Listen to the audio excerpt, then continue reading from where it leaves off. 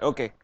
Hi friends, my name is Ankit and I would like to thank the two beautiful anchors, Mr. Thapliyal and Sudheen, right?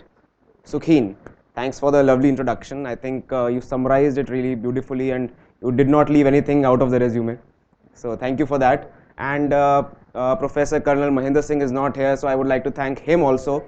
Oh, sir, you're there. Okay, I thought you had already left. So thank you so much, sir, for the beautiful introduction. And I think some of my initial slides are now redundant. So thanks for setting the tone very nicely. And of course, thanks to Anshu and the faculty of RDS for inviting me here and to be a part of this beautiful institution, to share my thoughts, my experiences with all of you guys here. You guys look really handsome and gorgeous. So kudos to the entire management team who has asked you to dress up so beautifully. I did try to dress up like you guys somehow. Unfortunately, I'm missing the tie. So pardon me for that. So okay, I'll start with a short story. It's about a guy who wanted to achieve his dreams, who wanted to kind of uh, take up a career. Of course, everybody, like everybody, in the beginning of your life, you're not very sure what you have to achieve or where you want to be. Maybe 10 or 15 years down the line, or maybe once you graduate or you post graduate. Many people don't have a fair idea what they want to do. So this short story is about a guy who actually wanted to, who was a very family-oriented guy, brought up by a nice, well-to-do family. Everybody in his family were engineers. They were uncles, father, grandparents. They were all engineers. So everybody in the family also wanted him to be an engineer. So he did go for an engineering and he completed the engineering. However, towards the end of the 4 years of engineering, he thought that maybe, this is not the place he wanted to be. And of course, as you start studying, as you get exposure to a lot of books, lot of media, you tend to figure out what exactly that interests you or excites you the most about choosing a career option. So it was towards the end of his graduation, third or fourth year of his graduation, he realized that this is not the place that he may want to be, and this was something which was not of his choice, more of a compulsion than a choice.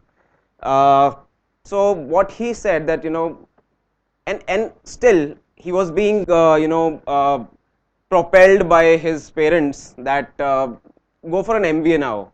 You're doing your graduation, go for an MBA now. Okay, that will earn you big bucks later on. And that's why all of us, somewhere in the corner of our minds, we think that doing an MBA will earn me better, fatter packages, right? So that's a very common thing. That's what he also thought, and that's why he started preparing for CAT. And uh, CAT also, he had his mind that MBA करना है बस. But MBA में क्यों करना है, क्या करना है MBA में, he was not sure. But towards the end of the final years of his graduation, he started to deal a lot with his fellow students, with his fellow faculty members, with the fellow colleagues of his. And that's when he decided that this is something that is creating a lot of interest for him. And when he interacted with these students, he started interviewing them for his the placement interviews. He started mock interviews for these people. He decided that being with the people, helping these people, is what makes him really excited about, and that's what interests him the most. And that's the time when he decided that being with the people, being into HR, is the kind of job that he wants to do. So at that time, marketing was the hot selling property. Honestly, it still is. Still somewhere in the corner of my mind, people think that marketing and finance will earn you fatter packages. But is fatter package what you want to achieve, or is satisfaction of job is what you want to achieve? That's when you have a dilemma, and that's when you have to take a call whether I should go for a marketing of finance, or I should go for a human resource as a career option. And that's what he also went through during that time, and he opted for human resource as his priority. Now this guy chose human resource as a field of post graduation and went for it. So did he make the right choice is the question. And today, while I stand here, I talk about why is this a right choice and why HR is the right choice to be here. So can anyone tell me who was this guy who wanted to achieve his dreams or wanted to pursue human resource? Okay, you guessed it right. So it is me, without the mustache, of course. So why my choice was right is what I'll discuss here today. And can you relate this to your own story? Anybody who can relate this to his or her own story? Somebody who did an engineering and then went on to do an MBA wants to do an MBA in HR. Of course, you guys are into general management as of now, being in first year. Can you relate this to yourself? Not being sure about what you want to do in your career and now somehow landing up in MBA in HR or anywhere. I think some of us do think the same way, right? You can raise your hands. Don't be shy of raising your hands. Is there anyone who feels the same way? Only one guy. See, एक बंदे ने हाथ उठाया तो बाकी सब ने फिर start कर दिया उठाना. Good. So nobody else. Everybody is very sure what they want to do. You can clap for yourself then, guys. Seriously. No, seriously, I'm actually fascinated by seeing that such a response, that all of you are very sure about what you want to do in life, because I was not sure. And now I'm in HR.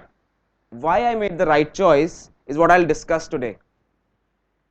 So I think Professor Mahinder Singh had really set the tone for this session by introducing the people aspect of the organization.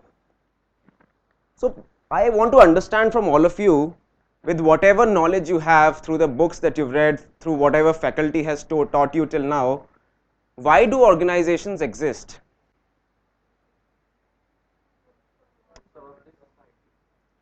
Okay, serve the society. What else?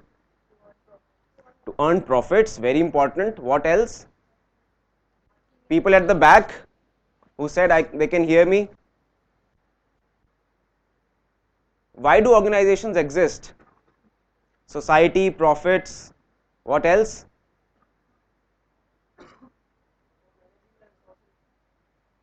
So they did not think about resources, right, when they started. It's when they acquired resources, that's when they thought that they will have to manage them somehow. But at the beginning, it started with, maybe one of the reasons could be social responsibility, other thing could be to make profits, right, primarily. So let's stick to making profits as one of the major criteria. Why do organizations exist? Profitability and sustainability. In the first or second year of your existence, you may have a lot of profits, but to sustain those profits is what you really aspire for. A good restaurant, for example, it may open with a bang. It may introduce you to some really tasty products, but until and unless there is no other competitor around that restaurant, the restaurant will do really good. As soon as there is an equally good restaurant that comes up in the locality, the previous restaurant will start to fizzle out, right? So profitability is important, but sustainability of that profit is the most important thing. So what is important to maintain that sustainability is, of course, a good marketing strategy, of course, right? And that's the reason why we choose marketing somehow in MBA as one of the career options as an MBA. Operations and quality. A good product, for example, will not sustain it if it is not of a good quality, right? Very simple. And of course the operations, the team that builds and designs the product. And of course, cost reduction. Sustainability will not happen until unless you find means, new and new means to reduce the cost that is going into developing that product. Right? So what is the underlying thing in all these three items here? Marketing, operations and quality, cost reduction, without whom these three things cannot happen. People, exactly, the people of the organization. So all these things are of no use without people. Marketing you cannot do without people. Even for a digital platform or an online ordering app on your mobile phones, on your Android phones or iOS phones, you need a team who will develop that app, right? For operations and quality, for designing the product, for making the product, for ensuring the quality of the product, you will need people to do that, right? You can apply, you can have a lot of machines to do that thing, right? But to run those machines, of course, you need people. And of course, cost reduction. No matter how intelligent or how artificially intelligent you make a computer, it will always remain an artificial intelligence. Why it is called artificial intelligence? Because it is not human, right? And to ensure that the artificial intelligence is working correctly, you need people, right? So who is the biggest asset in an organization? The biggest asset, people. So human resources, managing people, the biggest asset of the organization. And that's the reason why, and you know what, I'll tell you in the further slides also, this particular thinking is a very recent thinking. It may sound very basic to you that whoever is doing a job is a person and you have to manage those people. It's very simple to understand. But honestly, when I'll talk about how to practice this thing, you will understand why it was not happening earlier and why it is of so much importance today. So one of the things which Professor Mahendra Singh had started off was saying was how the evolution of this whole industrial thing has happened right from the time of independence till today.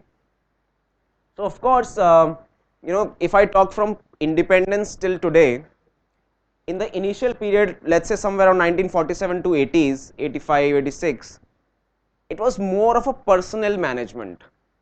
Attendance, time office, salary processing, all the very, very basic operation stuff.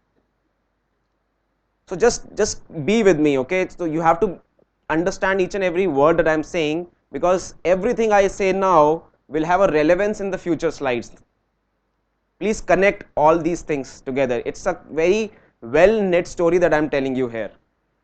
Personnel management, it's purely personnel specific, and you can see it's personnel management. Personnel means your labor, your workforce.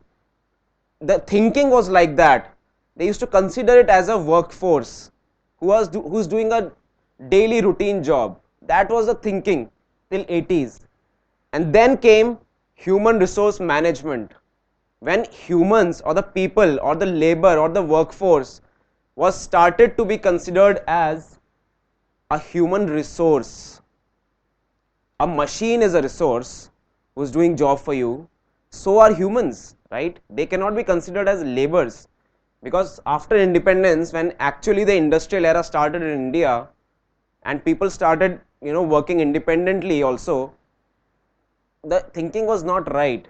That they still had that British rule kind of thinking mindset in them. From 1990s to early 2000s, human resource management was going on. It took a little better shape as compared to personnel management when performance appraisals came into place. So they were still performance appraisals, right? Starting from the start of the year or the financial year till the end of the financial year, whatever you've understood or whatever you've done, you will be appraised. It's like a report card of a class, right? You give a semester exam, or you give a final semester exam, and you're evaluated on your work that you've done, assignments, projects, your classwork. It was very, very basic stuff, but it was better than personnel management. However, during the recession, so when did recession come in India or in the world recently? 2008-9, exactly. So towards the late 2000s, 2008-9 is when recession crept into the world, and that was the time when people were being laid off, were given pink slips for lack of work or to reduce costs, the wage costs. That was the prime focus, because companies were not making profits, they had to cut down on their costs. So what was the best cost to be cut down? The wage cost, or the cost which is being paid to the employees, the salaries. And how can salaries be cut down if there are no people? So that was the thinking. However, there were some great companies, some great examples. If you search on Google, you will find ample case studies to which talk about what these companies did during the recession time that made them sail through.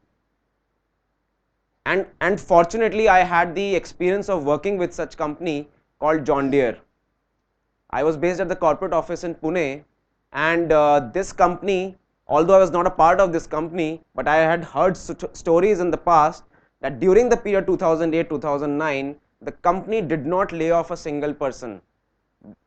It was not an involuntary exit, as we call it in our terminologies.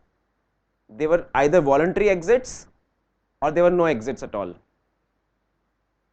So John Deere kept on paying the same salaries without any cuts, despite bearing profits, despite bearing losses. They continued to pay their salaries. They did very, very basic increments, but what they did good is something that you should learn. What they did good was they engaged their employees. They made sure that the people who are staying with the organization are valued for taking that decision. So people generally have a very, very disheartening time during a recession. People have committed suicides also. If you talk about 2008 and 2009, if you pick up the newspapers of that time, you'll find ample cases where people have committed suicide, maybe taken a different route altogether. Maybe they've left their jobs and started their own businesses. They've become entrepreneurs. Many such cases. So recession actually tests you on during those tough times, and employees and companies who've come out of this recession strong are the ones who are called as the best employers or the best companies to work for. Now after recession, there is a new terminology that has come in, and we consider human resource as not an HRM or human resource management function. We considered HR as a strategic business partner. See, one of the very, very fundamental misunderstanding of human resource as a function among everybody, not just in India, in fact most of the other countries also, is that human resource is a very, very hygiene function. They do a very, very basic job, and I have absolutely no I would say qualms against these people, because they have to be, maybe their HR is not strong as it should be. That's the reason why they are thinking this way. And why HR is not strong is what we'll talk about in the coming slides. So HR has taken the shape of a strategic business partner now. A business runs purely for profit and sustainability. Until and unless business doesn't see HR contributing to the overall business utility or overall profitability and sustainability of the company, HR will not be considered as a strategic business partner. And this is the underlying principle for all you guys who are aspiring to go into the HR as a function or HR as a stream of study. Until and unless business does not see the value of HR as a function, HR will never be considered as a strategic business partner. You will continue to be working in 1990s to 2000 to early 2000s if you don't consider this as a basic utility. HR has to be a strategic business partner, and how, I'll talk about in the future slides. So till I would say 1947 to 1980s, it was the existence of coming in of HR as a function, or HR as one of the, I would say, one of the functions in the whole business hierarchy. And then came HR 2.0. So HR 2.0 is HR version 2 is what we call it, the human resource management, which I talked about in the previous slide, the one 1990s to early 2000s. So HR 2.0 was primarily about recruitment and onboarding. However, there was a slight shift of focus to development and retention, because companies thought that without engaging or developing or retaining the employees, they will not be able to get the best out of these people. You can hire as good a talent as you want, but until and unless the employee is motivated to work, you will not get the work done. And if you're not able to get the work done out of an employee, you will not see profitability and sustainability. It's as simple as that. So I hope you guys are with me and understanding the importance of what we are discussing here. So there has been a slight shift of focus towards development and retention in HR 2.0. However, in India specifically, HR is still considered to be as HR 2.0. I'll talk about it. So from personnel management to human resource management, there has been a slight shift in terms of basic to strategic. Moving from basics to strategic, there has been appraisals have been replaced by PMS, and PMS is not just appraisals. So you will read about it in your future classes also. I think most of you are first year students here. So PMS stands for Performance Management System, and it is one of the most critical tools of an HR professional, of an organization, if executed properly. PMS does not only talk about appraisals, it also talks about managing the entire performance throughout the year. So just tell me one thing, just related to your 1 year. Okay, let's say since most of you have not completed 1 year of MBA till now, go back to your graduation. You completed your first year. So there were a lot of projects, assignments, homeworks, classworks, right? And you were assessed on those, on the performance of those tests, projects at the end of the first year, right? It's very similar to that. So did you guys not work for your final exams? You did, right? And that's when you wanted to perform the best. However, there were some sessionals or mid-year exams, or unit tests, or whatever you call them in your respective institutes. They were going on, right? You were constantly being monitored.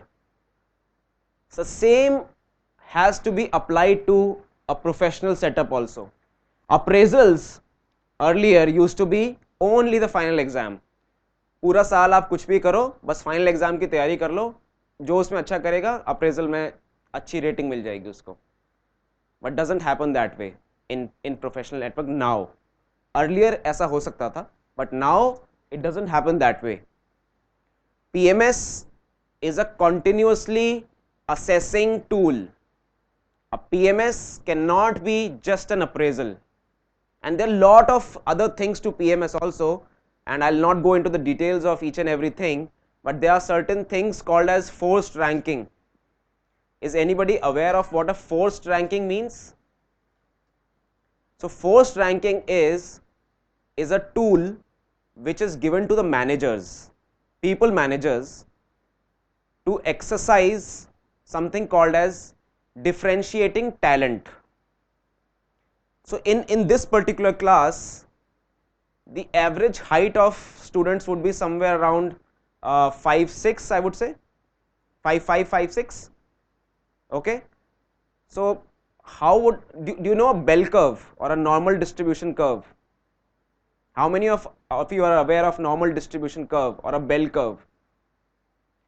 So normal distribution curve is a central tendency curve. So if I plot, let's say if I have height on the x-axis and number of people on the y-axis, or sorry, the reverse, number of people on the y-axis and height on the x-axis, and if you distribute the height of each and everybody present here, the most of the people will be plotted in the range of 5'4" to 5'6". Agreed? Agree with me, right? Most of you would be plotted in the range of 5'4" to 5'6", right? Some of you may not be as tall as them, some of you may not be as short as them, some of you might be less than 5'3", 5'4", some of you might be more than 5'5", 5'6", right? But if you plot, majority of the people, somewhere around 70 to 80% of the people would lie in the range of 5'3" to 5'4" to 5'6", or somewhere around that. Agree with me, right? This is called normal distribution. There is a central tendency of this distribution. Similar thing, similar tool is given to the managers when they have to assess the performance or assess the talent of 100 people reporting to them. Let's say if I am the manager and you guys are reporting to me, I have to identify who are my top talent, who are my bottom talent, who are my mediocre performers. I'll use this tool. So this tool is a very effective tool when I as a manager am not capable enough to take the right decision. Who amongst you is the right person, is the top talent, who amongst you is the bottom talent. So this is a talent differentiator tool that we use. So this is what came in during HR 2.0.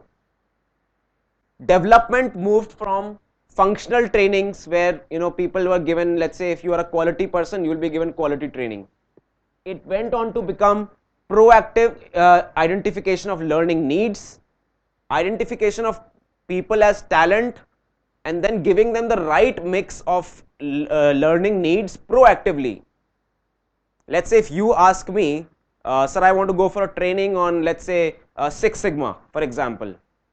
Okay, without you even asking, I give you that training, or I give you a bouquet of training to choose from. Six Sigma, quality assurance, whatever the terminology is, you can choose anything from this. You guys come to me, you choose. This is what happens in the proactive identification of learning needs. Earlier, HR was also considered to be games कराएंगे, circus कराएंगे, सब आएंगे, इकट्ठे होंगे, get together कराएंगे, party, birthday celebration and all.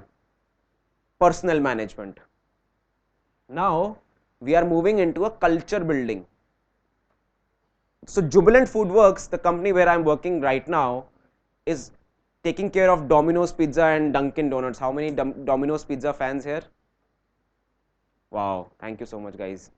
So Domino's Pizza and Dunkin' Donuts, or Jubilant Foodworks as a whole, is renowned for a fun culture. So this culture is something that is not a series of activities, circuses, games, get-togethers that we are doing for the employees. This is built in. This is built in. We've made champions, fun champions. We've made our CEO is the most fun-loving person in the company. He is the fun champion of the company. Mr. Ajay Kaul, the CEO, is a fun champion. Whatever fun will happen has to happen from him, from his level. और आप सोच सकते हो जब CEO किसी fun activity में आ रहा है तो ऑब्वियसली एम्प्लॉइज भी आएंगे. So a culture is something which is top driven, right. Salaries and incentives, processing salaries and incentives to total reward strategy. So we are not just limiting it to the very hygiene things. So there's something called as the two factor theory, Heisenberg's two factor theory. One is motivation factor, hygiene factors. Hygiene factor is salary, giving salary. एक महीना काम किया, महीने के and में salary मिल गई. That is simple hygiene stuff. But when you start giving people perks and some additional benefits of working with the company, that's when you talk about total reward strategy. It is not just your salary or performance bonus, it's the everything. Even when things are not, even when you are not aware of things, you are given those things. So for example, when I joined Jubilant Foodworks, I was told that I'll be getting this much salary, this is the compensation package, after the end of 1 year you will be getting as performance bonus.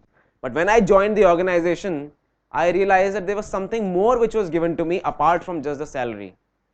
So when I joined the organization from the perspective of salary as well as my future prospects or my career prospects, whether I am able to practice what I want to do in my career there or not.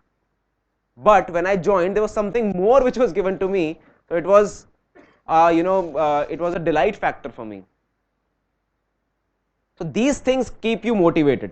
So you have to think about these things, you have to design these things, you have to make a part of the entire HR philosophy to execute these things. Simple promotions happening, 2 साल हो गए, भाई को promote कर दो. This is the kind of culture that we are doing away with now. And John Deere, that was my first organization, and of course Tata Motors, which was my second organization, both the companies had done away with the regular promotion cycles. So promotion cycle is a passe now. We are giving the right platform for the right individual. So we are doing promotions based on the kind of role that a person is handling. Let's say if today I am taking care of learning and development, tomorrow I am given an additional responsibility of, let's say, talent acquisition, for example. I am given more responsibilities. My complexity of role is increasing. That's why I should be given a promotion. And why I am given these additional responsibilities? Because the company understands my potential. The company has assessed my potential, they understand my potential, and that's why they've given me this additional role. From simple hiring numbers to quality of hire, there are a lot of matrices. I'll not go into those details, but there are a lot of matrices that are coming into HR which are determining that the person that you've hired for this role is actually suitable or not. जब तक बंदा काम नहीं करेगा उस role पे, आपको नहीं पता चलेगा कि वो कैसा है. The day he starts delivering results is when you will understand whether this person is capable or not, whether the person that I've hired is a good quality hire or not. These things will only come once the person starts delivering results. However, I'll talk about something called HR 3.0, which will talk about something in between this. So hold on to that. So time, office and salary processing to lot of matrices and dashboards, employee orientations, inductions and all. Now this is actually the bare essential of today. A company cannot survive without these things. So this is the bare essential. These are now becoming bare essentials. HR 2.0 is now bare essential of a company. ये तो होना ही चाहिए. Without this, the companies will not survive as HR. So where are the organizations heading now? Since I told you that this is the bare essential, the companies, where are they heading now? What they want to aspire for? Performance management systems have all become cliches now. Every company has a performance management system. Any Lala company you pick up has a performance management system. But companies want to do something more, and that's why the HR's role is becoming not just the theoretical concepts of human resource, psychology, organizational development. It is becoming much more. This slide is the most important slide. Why? Because this will determine your future as HR professional. I am not selling HR here. I am giving you the right perspective here. My choice could be different from yours, right? But what I'm telling you here is where HR is heading, or where the HR is taking the company to the next level. The competition is getting tougher and tougher day by day. Every day you have a new startup.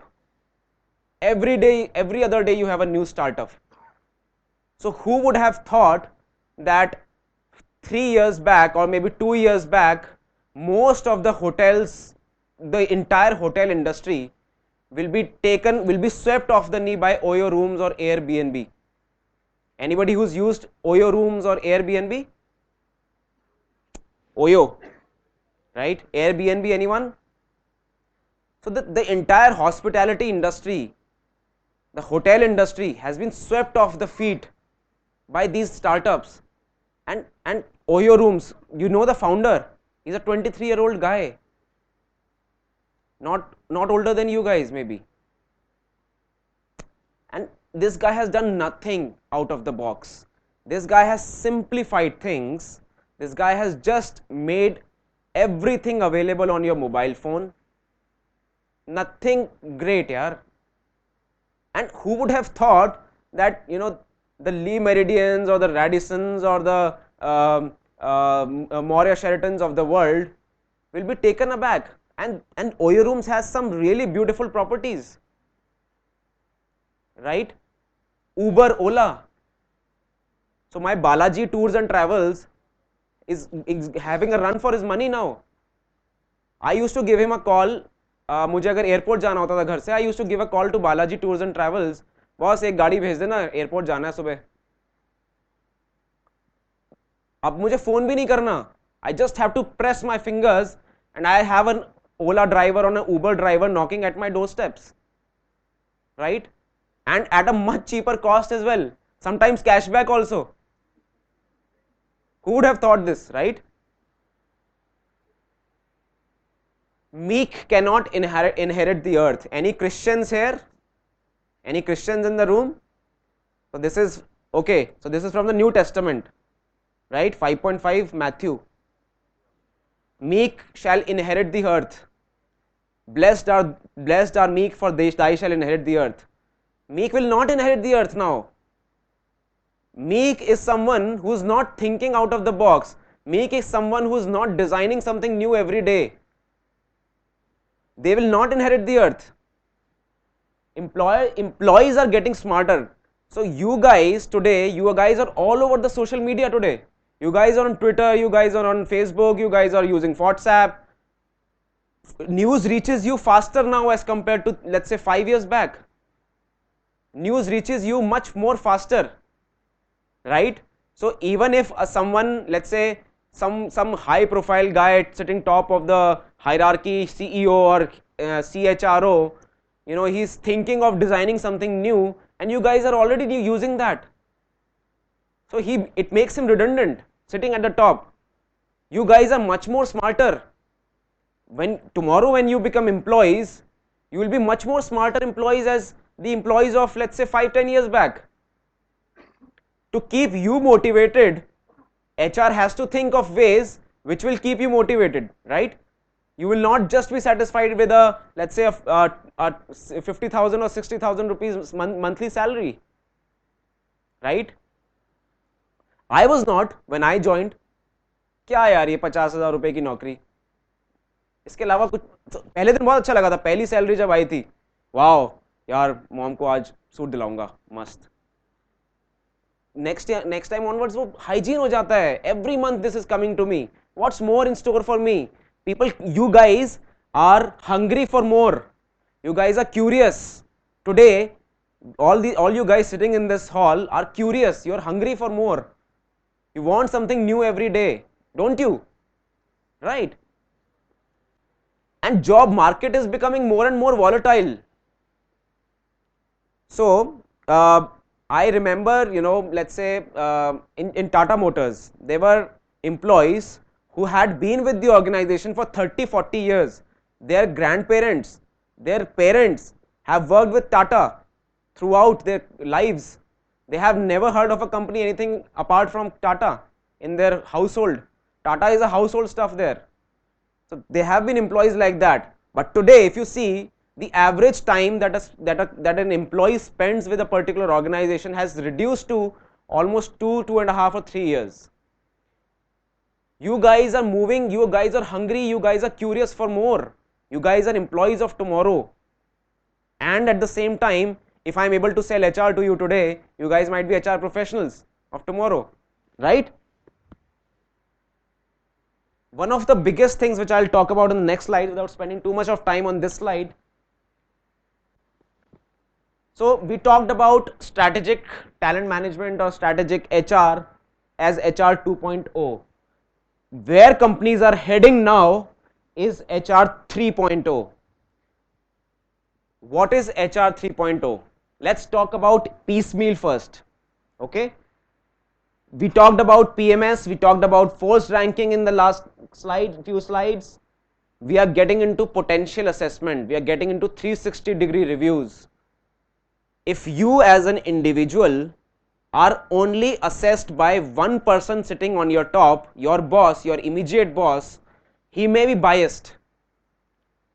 If I as a manager have 5 or 6 reportees to me, subordinates to me, it's very, very likely that I might develop some favoritism or biases towards a particular employee. It's very, very easy because each 5 or 6 of these people have a different style of working. Somebody wants to do exactly the way I say. Somebody wants to do the way he wants to do. Somebody wants to, maintain a balance between the two, what I want and what he wants. So all 3 people, for example, are different individuals, different working styles. What is the most suitable working style for an individual which will benefit the organization is being assessed now through 360-degree reviews. 360-degree reviews is nothing but one person at the top, one person your colleague, your peer, one person down the line, or maybe a couple of people, outside the organization as well. It's a 360-degree review. The people whom you interact with every day will give you the right feedback about you. So I am sure there are people, students in this hall also who will have a bunch of 5-6 friends around them every time, right? You have your own groups, small groups. Of course, you are a closely knit family, but you must have small groups, 5-6 people. Those 5-6 people around you will give you the most appropriate feedback about you as an individual. We are moving from developing to proactive identification of learning needs to mapping education, experience and exposure that you require. So if let's say I gave you an example some time back that there are 6 Sigma trainings which I make available to all of you, for example. However, 6 Sigma may be very, very basic stuff for you. You may require some additional knowledge from what is happening outside in the market. Probably here you are taking the training for 6 Sigma and there outside in the market 6 Sigma is becoming redundant, it's becoming obsolete. So what's the point of having this 6 Sigma training to you, right? And that's the reason why we give you experience and exposure as well. So this is exposure, when I am making you aware of the surroundings, what's happening in the market outside. Experience is when I am giving you a hands-on experience of working on something. Let's say if you completed your 6 Sigma training, you have been given a 6 Sigma project. Until and unless a knowledge that you have received is put to practice, knowledge is of no use. Whatever you are learning today, whatever you are learning in the 2 years, if you do not put into practice once you join an organization, it is of no use. And not everything will be put to use. Some of these things will be a common sense also, right? So you have to strike the right balance there. Again, employee engagement from culture to a much more conducive, self-enabled, customized, open door, fun, wellness. So you see, this is just a small list. There are a lot of things apart from this as well. So these are all pretty self-explanatory, but this is creating a culture, a conducive culture. Today, if I continue to do a 9 to 6 job, so this is not going to benefit me at all. It might benefit the organization. Until unless I am motivated to do that job, I will not be able to work properly. And that's the reason why HR plays such a critical role here. So from total reward strategy to we are moving now to a on the spot recognition, and technology is playing a very pivotal role here throughout. If you see from the top, potential assessment, 360-degree reviews, psychometric assessments, they will not be possible without a proper technological platform for you to enable all these things. Mapping of roles, mapping of bite-sized learning. So it's a self-paced learning. So we are giving employees just a gateway for them to learn. It's a self-paced learning. We are not providing them कि boss ये सब आपके पास available है, आप choose कर लीजिए. This is not the way. Going forward, the way would be that you choose your own stuff from anywhere in the world, not just from the bouquet of things that we've offered you. You choose from a list of items which are available anywhere in the world.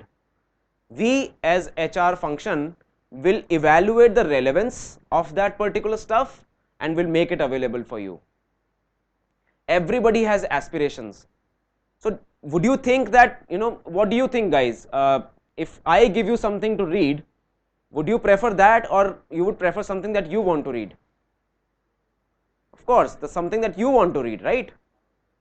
So obviously, if I give you that option of choosing things that you want to do, things you want to learn yourself with, equip yourself with, that will be much more interesting or much more exciting for you. So growth is something which is not just limited to now potential based promotions, which I talked about in the previous slides. It has become a need of the hour. John Deere, I think out of all the 3 organizations that I worked with, John Deere was one of the most advanced in terms of the processes. Talent profiling based on role happened there around 6 years back. So they had a proper pipeline, proper growth structure for every employee. People could get promoted 2 times in a year also. That was the kind of flexibility in promotion, identifying the right talent and encouraging them with the right offer also. Quality of hire still has become a cliche now. We are looking to make a candidate experience. Even if a candidate today who comes for a job interview is not getting selected with the company, goes back praising the organization. Boss, मेरा company में हुआ नहीं, but क्या company थी यार, काश हो जाता मेरा. This is how you build an employer brand. Employer branding is something that companies are focusing on highly these days. So I worked on a project in my previous organization on enhancing the candidate experience, So I was supposed to work with the administration team, making infrastructural changes in the company for enhancing the candidate experience. Let's say tomorrow if you go for an interview with a company in the organizational premises, you enter the organization, you are taken into a visitor's room, very nice, comfortable, sophisticated technology based room. You are made to sit in the room, there's a television on the wall, there's a PlayStation 4 chair on which with your feet getting massaged every 2 minutes, and there is a offering you coffee. That is the kind of experience that you create, right? The interview starting on time with the manager, interview ending on time, proper notification, proper communication with the candidate is happening. That's what will excite you, that's what will create an impression about the organization. So I did this project with my previous organization and it was a super hit. It was the Kabali of that time. So operations, basic stuff, personnel management, when I was talking about previously, basic stuff, time office, attendance, salary processing, we don't need people for all this now. We don't need or we need HR professionals for now for this. We don't need them. Everything is automated today. Every time, so it's just on the click of a button. The entire payroll processing, the entire attendance system is just a click away.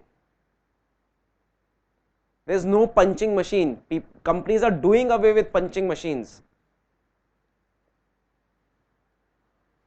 Minimum human interface. Everything is technology based. All these items here listed, one thing which is one thing is running, the common thread throughout all these things is technology. You agree with me, right? Nothing of this will be possible without technology today.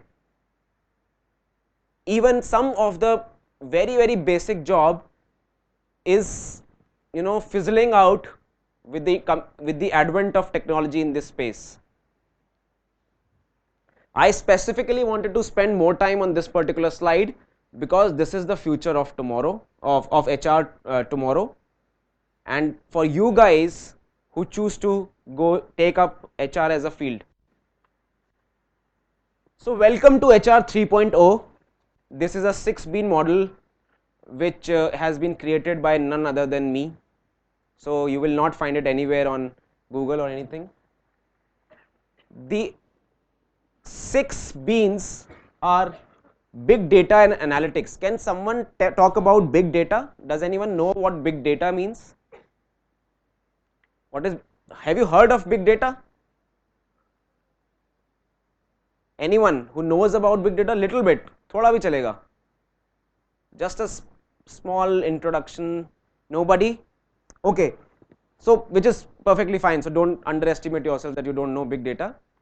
Big data is nothing but the cumulative data that is being created across the web, where you are surfing, where you are using social media apps, where you are touching any website, any mobile app that you are touching these days, that you are clicking on these days, is adding to the big data. So let's see, for example, in this room there would be somewhere around 100-150 people.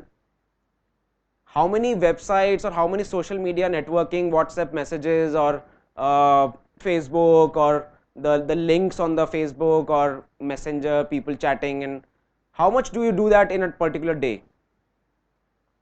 How much time do you spend typically?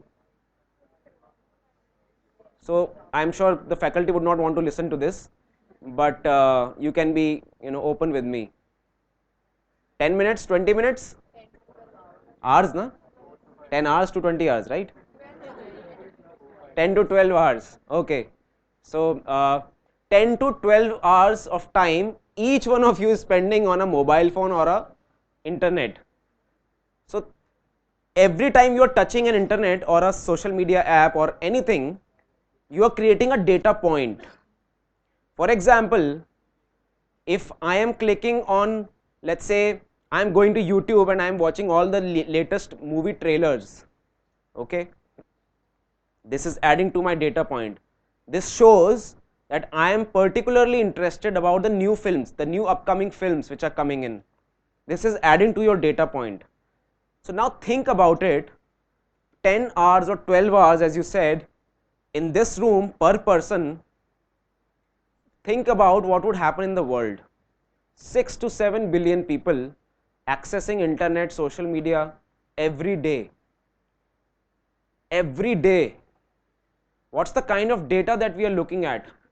Enormous data. Increasing exponentially as we speak. So this is the kind of data that has huge potential, and every company is trying to tap onto this data. Why? Because it is giving an idea about you as an individual. So of course there are some security measures to it, don't worry about it, don't think that you're being scrutinized or something, but security reasons are of course there. But the kind of data that we are looking at, it's changing, and this is done by HR professionals. So those people who are thinking it's all about being cozy with your colleagues, with helping people do their jobs better, it's not just that anymore. The way technology is advancing, the way technology is changing this whole space is beyond my imagination and yours. You have to think on the feet every day and use the right technology. So I am an HR consultant as well as a learning and development specialist for Jubilant Foodworks. I interact with almost 4 to 5 agencies every day. Every day, I'm sure I must be getting some calls to it right now also. Every day I get calls from vendors, agencies, training partners who want to work with us and make a difference to Jubilant employees. Every 4 or 5 days. Thousands and millions of such agencies are existing in the market, but you have to choose the right one. That's what makes my job the most difficult and most exciting as well. I have to choose the right partner to work with. I have to choose the right partner for my organization. A particular, for example, somebody is selling me a mobile app for performance management system.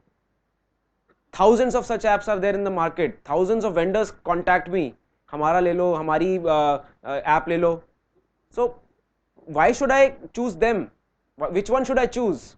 Is what something that I have to take a decision on. So that's what I mean by right technology.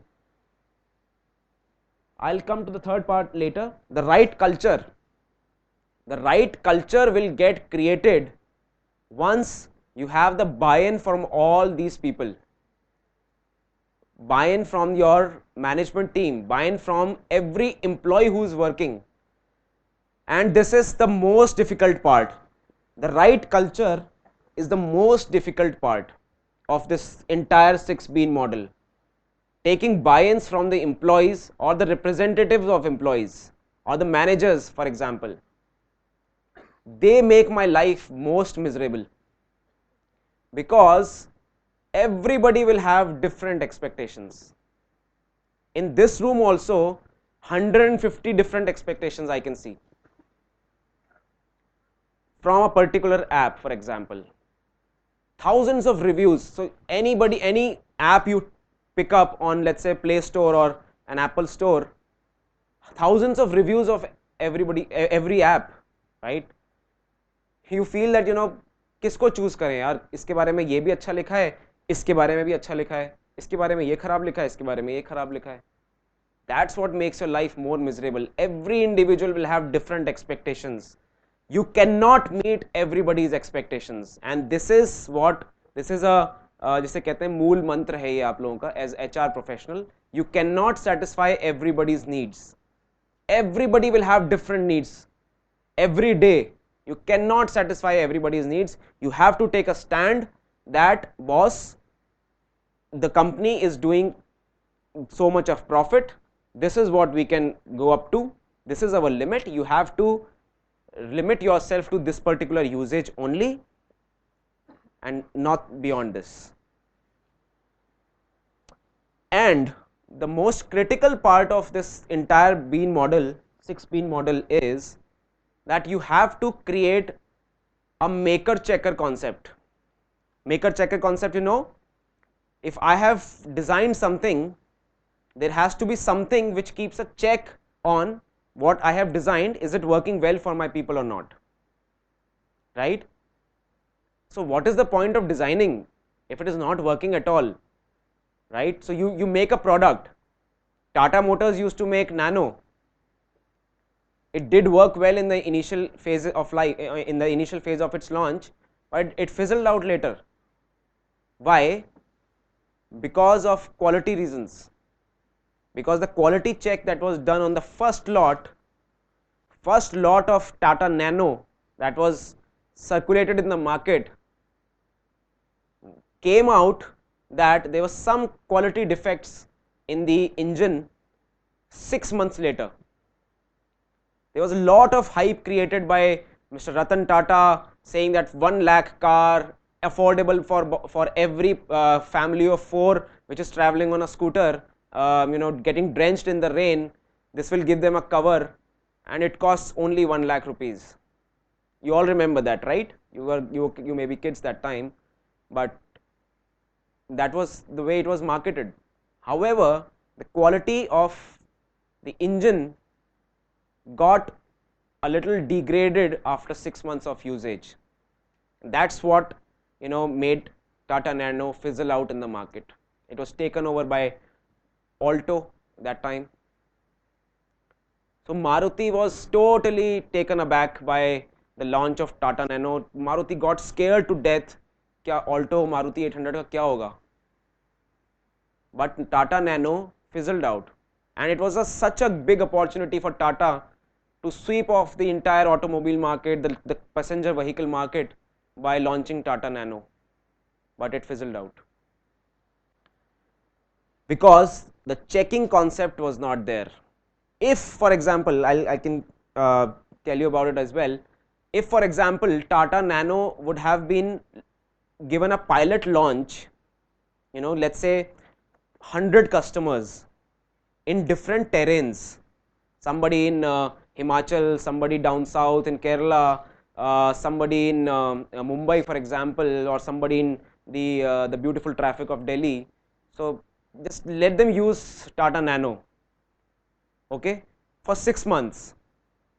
Any randomly selected 100 people, check the performance of the car in 6 months, then say whether it is okay to launch the vehicle or not.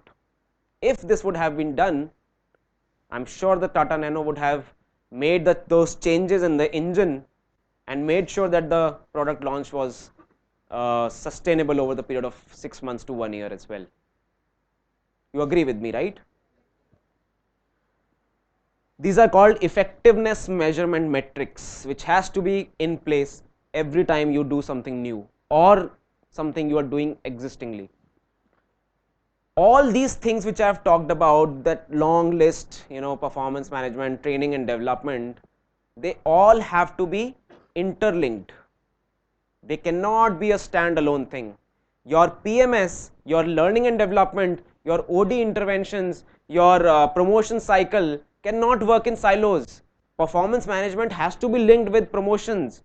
Promotions should be linked with your training and development. Performance management, जिसने अच्छा perform किया, जिसने सारी trainings जो उसको offer की गई उसने वो ली, those two things will result in your promotion. Otherwise, promotion is a very, very standalone activity. This will not have the right impact. This will not be taken in the right spirit by the employees. Employees will always crib. Remember, employees will always crib if promotion is not given to them and given to somebody else in their team. Always crib. But what HR has to take care is that there is a proper reasoning why a promotion has been granted to the other employee and not to him. That's where HR professionals' role become most important. You will every time your PMS cycle ends, you have a set of dissatisfied people, you have a set of satisfied people, and you have the mediocres who are neither dissatisfied nor satisfied. ठीक है भाई, जो मिल रहा है चल रहा है. You will always have these three set of people. Yesterday only we concluded the PMS feedback survey, and we found out that everybody who got a promotion was satisfied, everybody who got a good salary hike was satisfied, everybody who did not get a good salary hike or did not get a promotion was dissatisfied, everybody who got a mediocre satisfied was happy. क्या आपको पहले नहीं पता था कि ये सर्वे करके यही रिजल्ट्स आएंगे? तो क्यों किया सर्वे? हमने इसलिए किया सर्वे because we wanted to have a subjective feedback also. We wanted to understand from people what do they think about the performance management system at Jubilant Foodworks, and they did write some really exciting stuff in those subjective lines. They told us that these are the reasons why I did not get promoted, kindly provide me the reason. And Jubilant Foodworks HR team went to each of these individuals, told them that boss, this is the reason, because we have our systems in place, we have our processes in place, nobody can question us on our processes and policies and systems till the time we are confident. Till the time we are not confident, we should not even go ahead with implementing such processes. So the last and foremost thing in this 6B model is the HR domain expertise.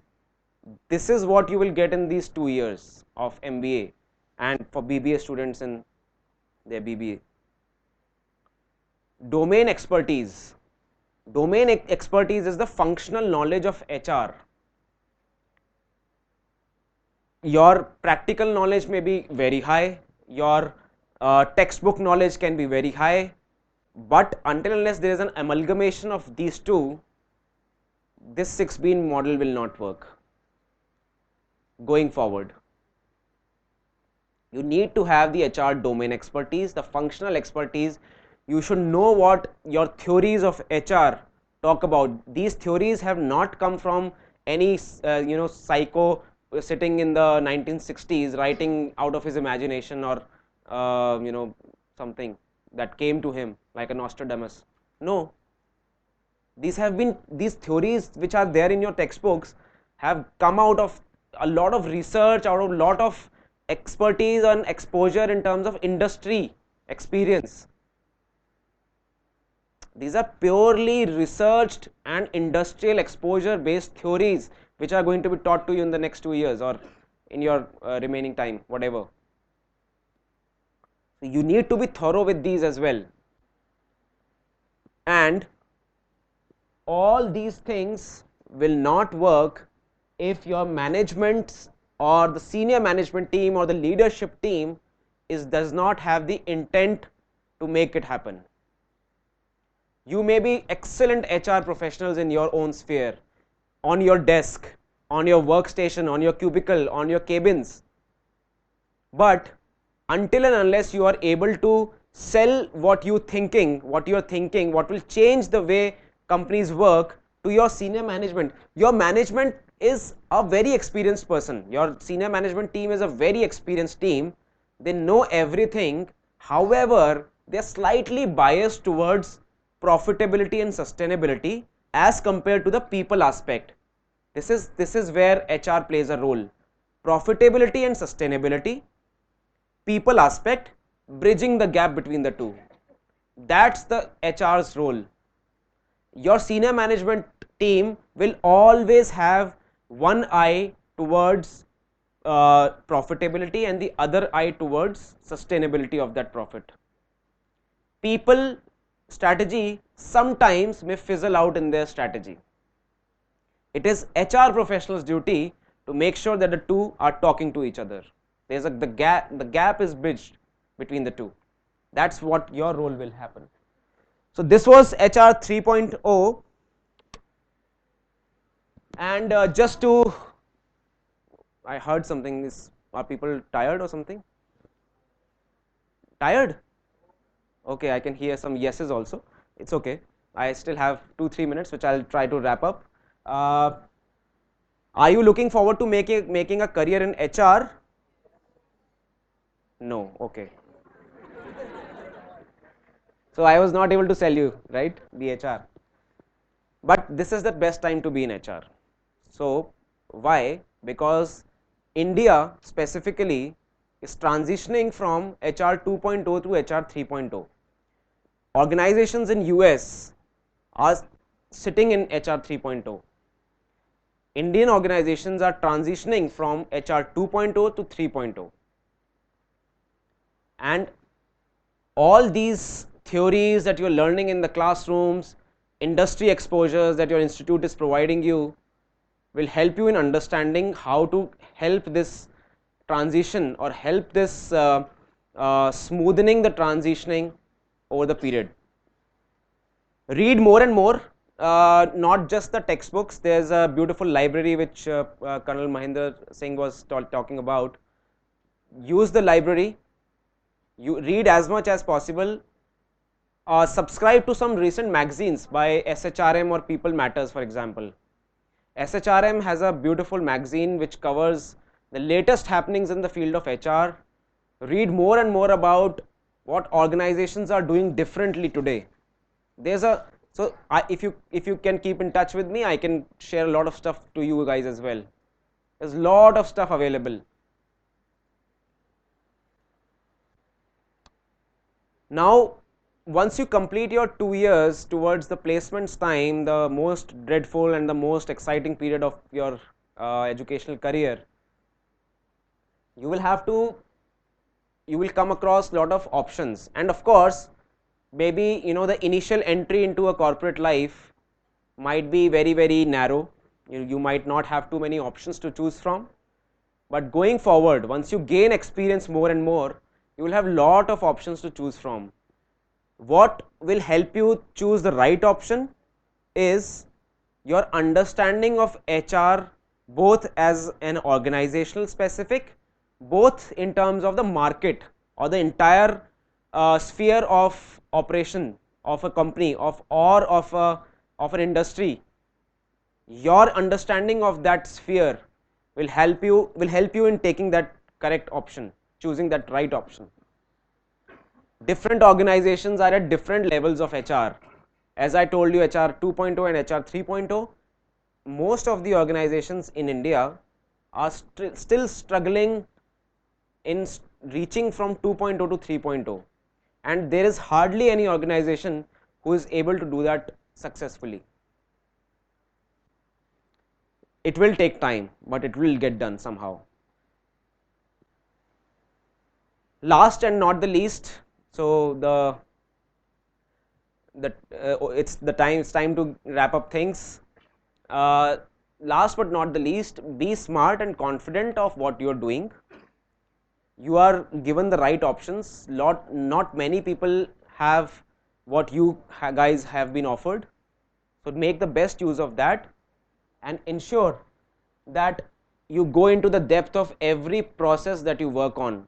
This is a particular advice which will help you probably in your corporate life. Go into the depth of every particular process that you are working on, be it PMS, be it talent acquisition, learning and development, OD, whatever. Go into the depth of it. Why?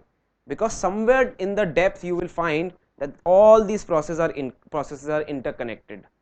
If you don't go into the depth of any of this process, you will not understand what impact does your process have on the other things happening in the company.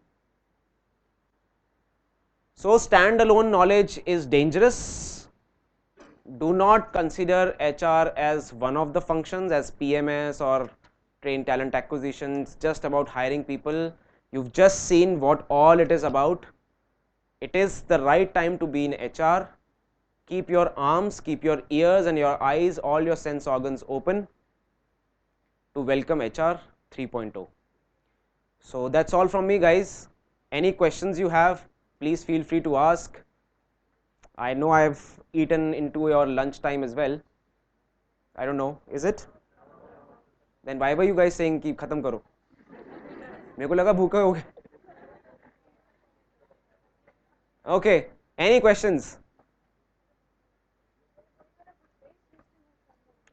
Okay.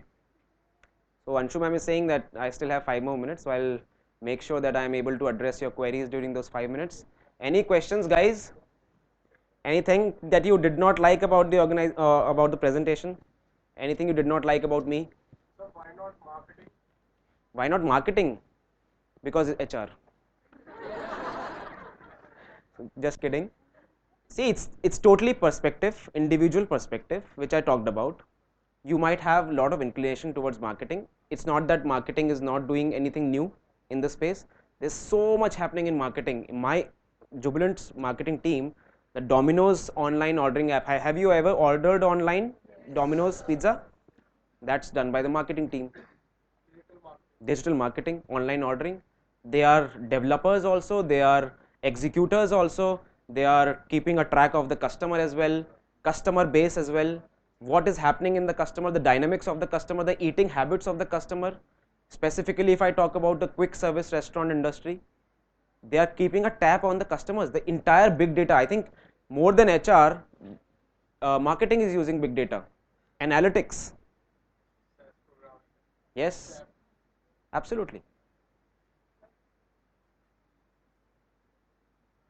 What else? Yes. It is especially for females. Okay.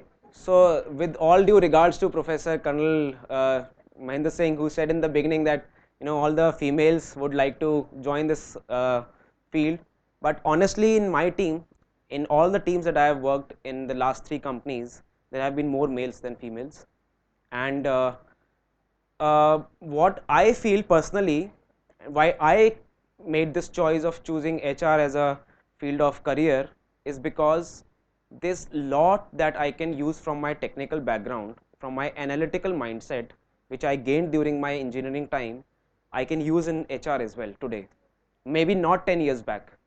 Maybe 10 years back, as an engineer, I would have struggled with human resource as a function. क्या यार लोगों से बातचीत उनको help करना, इसलिए थोड़ा मैंने इंजीनियरिंग करी थी. But now I see the relevance of doing engineering as well. My analytical mindset is helping me taking the right decisions analytically, logically for people. So then why organization prefers to hire females as well? I don't think so. That's the wrong trend that you are aware about. I'm sorry. They don't prefer. That's not the right thing.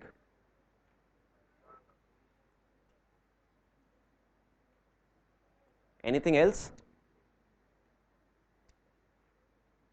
Any other questions?